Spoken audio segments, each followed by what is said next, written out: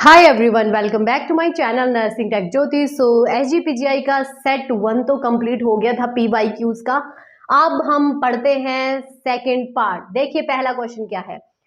A patient in post operative ward complains of sudden shortness of breathing and chest pain, what should the nurse suspect first. क्या हो गया guys, क्या हुआ है patient को? Myocardial infection, pulmonary embolism, pneumonia या फिर hypovolaemia. So guys जब भी ऐसे सिम्टम्स आते हैं डिस्निया या फिर चेस्ट पेन, तो समझ जाना वहां पे पल्मोनरी एम्बोलिज्म हो गया है। पेन पोस्ट सर्जरी सुजेस्ट करता है एम्बोलिज्म और immobility during the DVT. Next आता है guys, 28-year-old women with eclampsia develop absent patellar reflex after MgSO4 infusion. सबको पता है कि MgSO4 हम एक्लैम्पशिया में देते हैं। सो गाइज यहाँ पे रिफ्लेक्स नहीं आ रहा है, नर्स क्या करेगी? Continue the infusion, stop MgSO4 and inform the doctor, give oxytocin या increase fluid intake. Of course guys जब भी कभी ऐसा चीज होती है, इट मींस वहां पे हो गया टॉक्सिसिटी। सबसे पहले उसको वहां पे उसको स्टॉप करना है, कैल्शियम ग्लूकोनेट प्रिपेयर करना है। During blood transfusion patient complaints of chills and back pain, what is the nurse first action? क्या करेंगे जब पेशेंट को ऐसे जैसे सिम्टम आते हैं? Stop the transfusion, slow the transfusion rate, notify the physician या फिर गिव एंटीहिस्टामिन। गाइस इस केस में सबसे पहले आपको स्टॉप करना है, क्योंकि वो धीरे धीरे हिमोलाइटिक रिएक्शन में चेंज हो सकता है और फर्दर उसको शॉक की कंडीशन भी आ सकती है।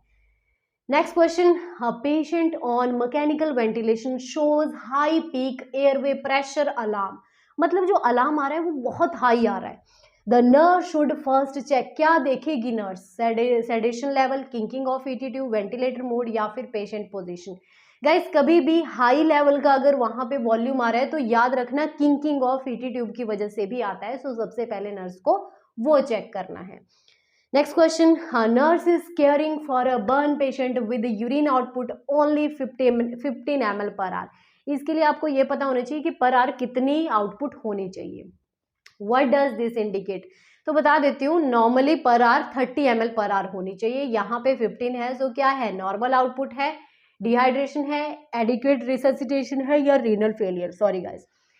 सो इसका जो आंसर रहेगा that is renal failure. Of course guys अगर किसी को ऑलिव्यूरिया हुआ है, इट मींस जो उसकी किडनी है, जीएफआर जो हो रहा है वो नहीं हो पा रहा है properly. Next question, a post operative patient develop restlessness confusion, the first action of the nurse should, क्या करेगी नर्स इसमें? Restrain the patient, check oxygen saturation, notify the physician या असेस करेगी पेन लेवल को। सो गाइज पोस्ट ऑपरेटिव में सबसे पहले वो ऑक्सीजन सेचुरेशन को चेक करेगी। नेक्स्ट क्वेश्चन है, a patient with a chest tube drainage has continuous bubbling in the water seal chamber. Guys एक होती है इंटरमीडिएट बबलिंग, एक होती है कंटिन्यूस बबलिंग। सो क्या इंडिकेट करता है?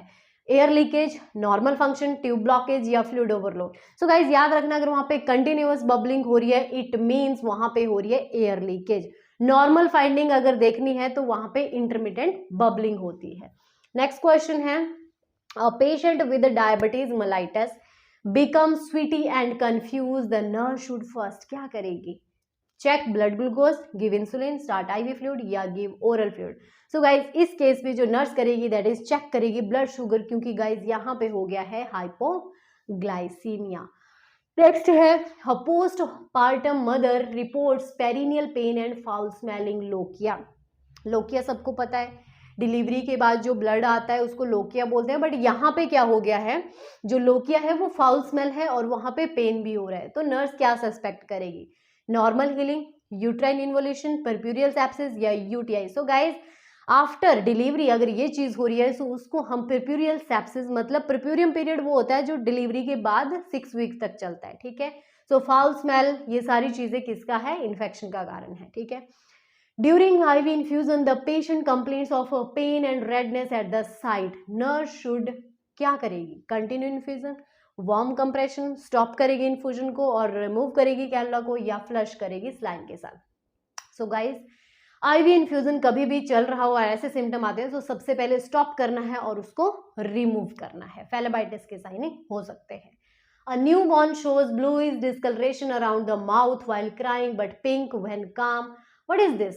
गाइज न्यूबॉर्न बेबी है, जब रो रहा है तो ब्लू हो रहा है, नॉर्मल है तो ठीक हो रहा है pink. Central cyanosis, एक्रोसाइनोसिस,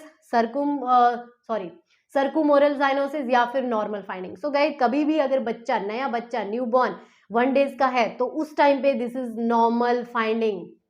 transient circumoral जो साइनोसिस होती है, जब बच्चा रोता है तो ये नॉर्मली देखने को मिलती है।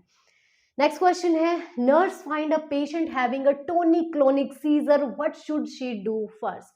गाइस सीजर्स के भी टाइप होते हैं, सो यहाँ पे टोनिक क्लोनिक सीजर आ रहे हैं, क्या है यहाँ पे, इंसर्ट करेगी एयरवे, रिस्टेन करेगी, टर्न करेगी साइड को, या फिर call for help. So guys इस केस में क्या करना है, उसको टर्न करना है साइड को, ताकि जितनी भी सिक्रीशंस हैं वो साइड में ड्रूल आउट हो जाए, एस्पिरेशन ना हो।